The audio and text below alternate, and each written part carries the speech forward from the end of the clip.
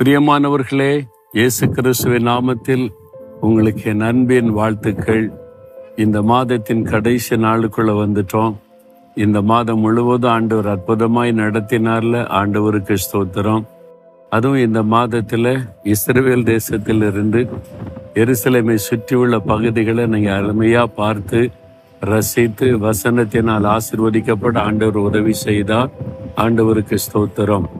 இந்த இடத்துல இருந்து பார்த்தா எவ்வளவு அழகா இருக்குல்ல, எருசலேம் பட்டணம்.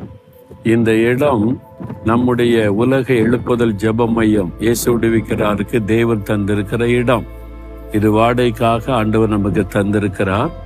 இந்த இடத்துல தான் ஜெபம் நடக்கிற. அப்படி மாடியில் இருந்து நான் பேசுகிறேன். இங்கிருந்து பார்த்தா பார்த்தீங்களா, எருசலேம் பட்டணம் ரொம்ப அழகா தெரியுதா. நேரா தெரிகிற கோபுரம் தெரிகிற இடம் சீயோன் மலை. அதுக்கு அந்த பக்கம் கோபுரம் தெரிகிறது தாவீதனுடைய ஒரு டவர் ஆஃப் டேவிட், தாவீதனுடைய கோபுரம். அந்த பக்கம் நீங்க பாத்தீங்கன்னா அந்த ஒரு உயரமான கோபுரம் இருக்கணும் ஒலிவ மலை. இதனுடைய அடுத்த பக்கத்துல தான் கொல்கதா மலை இருக்கிறது. அந்த டூம் தெரிகிற இடம் தேவாலயம் இருந்த இடம் மோரியா தேசத்து மலை. இப்படி அழகான மலைப்பகுதிகள் நிறைந்த ஒரு நல்ல ஒரு அழகான ஒரு இடம்தான் இந்த பட்டணம். இதை பார்த்து நாம் ஜெபிப்பதற்கு ஏற்ற விதமாய் கர்த்தர் அருமையான இடத்துல நமக்கு பிரேயர் சென்டரை தந்திருக்கிறார். ஆண்டவருக்கு ஸ்தோத்திரம்.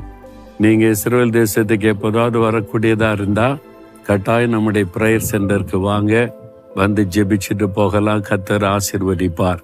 சரி, ஆண்டவர் இன்னைக்கு என்ன வசனத்தை வைத்திருக்கிறார் ஞாபகத்தோடு இருக்கிறீங்கல்ல. யோவான் 16ஆம் அதிகாரம் 20வது வசனம். உங்கள் துக்கம் சந்தோஷமாக மாறும். ஆண்டவர் சொல்றார், என் மகனே மகளே, ஏதோ ஒரு துக்கம் உன்னை தொடர்ந்து பாதிச்சுக்கிட்டே இருக்குது. ஒரு முடிவே வரமாட்டேங்குது. போற மாதிரி இருக்குது, திரும்பி வந்துருது. மாறுற மாதிரி திரும்பவும் துக்கம் வந்துருது. அப்படி கஷ்டப்படுறீங்களா? ஆண்டவர் சொல்றார், உங்களுடைய துக்கம் சந்தோஷமாய் மாறும்.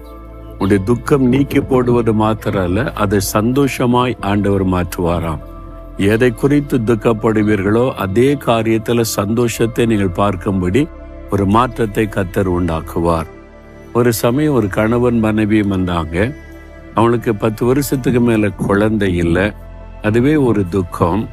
ரொம்ப ஜெபத்துக்கு பிறகு அவங்க கர்ப்பம் தரித்தது.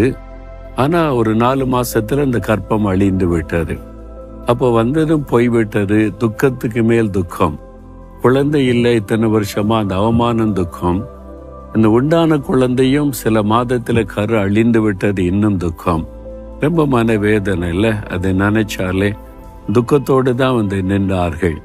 அவருடைய துக்கம் என்னை பாதித்தது. என்ன பாவம், அவனுடைய உள்ளத்துல எவ்வளவு பெரிய ஒரு ஆசை இருந்திருக்கும். அதனால ரொம்ப பாரத்தோட, ஆண்டவரே உங்களுடைய துக்கத்தை சந்தோஷமா மாற்றுங்க. நீங்க இழந்து போனதை திரும்ப கொடுத்தாதான் உங்களுடைய துக்கம் சந்தோஷமா மாறும் என்பதாய் சொல்லி நான் ஜெபம் பண்ணி அனுப்பினேன். 1 வருஷம் கழிச்சு திரும்பி வந்தாங்க. எவ்வளவு சந்தோஷமா தெரியுமா? ஆளுக்கு ஒரு குழந்தையோடு வந்தாங்க, 2 குழந்தை. அந்த ரெட்டிப்பான சந்தோஷம், அவ்வளோ ஒரு மகிழ்ச்சியோட ரொம்ப அழகான சௌந்தரியமான 2 குழந்தைகளோட வந்தாங்க. ஆண்டவர் அவருடைய துக்கத்தை சந்தோஷமாய் மாற்றி விட்டார். 2 மடங்கு சந்தோஷம். அதே மாதிரி உங்களுக்கு செய்வார். ஏதோ ஒரு காரியத்துல உங்களுக்கு துக்கம், அது உங்களுடைய பிள்ளைகளுக்கு அடுத்த காரியமா இருக்கலாம், பிசினஸுக்கு அடுத்த காரியமா இருக்கலாம், அல்லது உங்களுடைய வேலை காரியமா இருக்கலாம், அல்லது சரீர ஒரு சுகத்தின் காரியமாக இருக்கலாம். ஏதோ ஒரு காரியம் உங்களை துக்கப்படுத்துது. ஆண்டவர் சொல்றார், அந்த துக்கம் சந்தோஷமாய் மாறும். அந்த அற்புதத்தை காண்ப. அதுக்கு தான் இயேசு சிலுவையில நம்முடைய துக்கங்களை சுமந்தார் என்று வேதத்திலே பார்க்கிறோம். நம்முடைய துக்கத்தை சந்தோஷமா மாற்ற அவர் கல்வாரி சிலுவையில நம்முடைய துக்கங்களை சுமந்து முடித்தார். விசுவாசத்தோடு இந்த வாக்குத்தத்தத்தை எனக்குரியது. ஆண்டவரே, எங்களுடைய துக்கம் சந்தோஷமா மாறும். நான் விசுவாசிக்கிறேன், ஜெபிங்க, கட்டாய அற்புதம் நடக்கும். ஜெபிக்கலாம். ஆண்டவரே, இந்த மாதத்தின் கடைசி நாளை காண செய்த தேவன், நீர் உம்முடைய பிள்ளைகளுக்கு கொடுத்த வாக்குத்தத்தத்தின்படி அவருடைய துக்கம் சந்தோஷமாய் மாற வேண்டுமென்று நான் ஜெபிக்கிறேன்.